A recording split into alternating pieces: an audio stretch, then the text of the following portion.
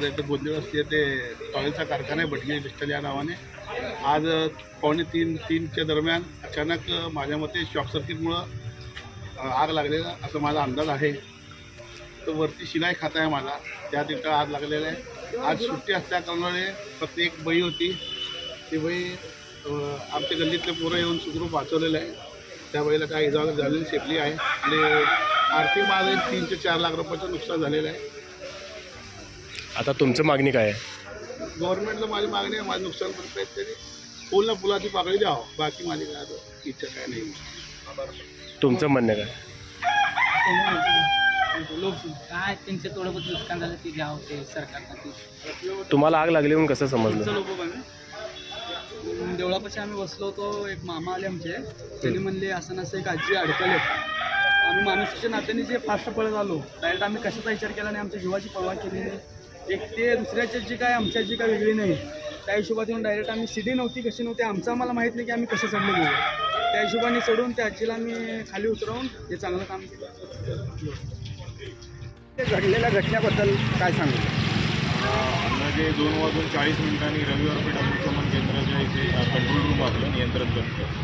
ते 2:40 वाजता आपल्याला कॉल आला की टेक्स्टाईल कारखान्याला आग लागलेली आहे.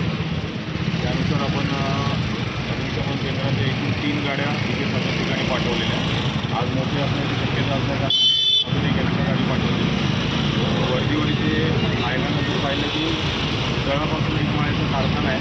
पहिल्या माळ्यावरती टॉवेल स्टोरेज होतं आणि शिलाई मशीन होती, तर मोठ्या प्रमाणात आग भडकलेली.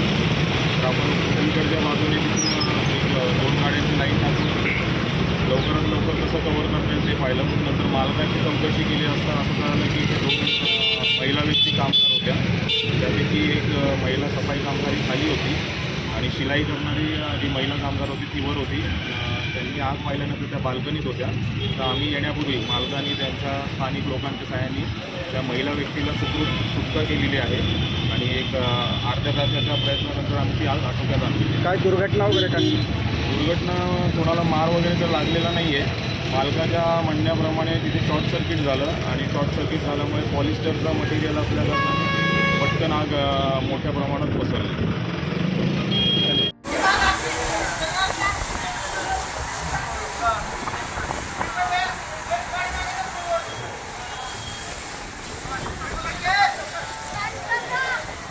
गाडी घ्या म्हणा मागे जरा.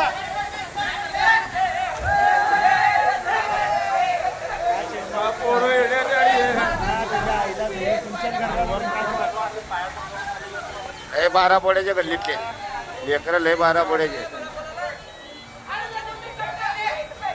मागे येऊ दे.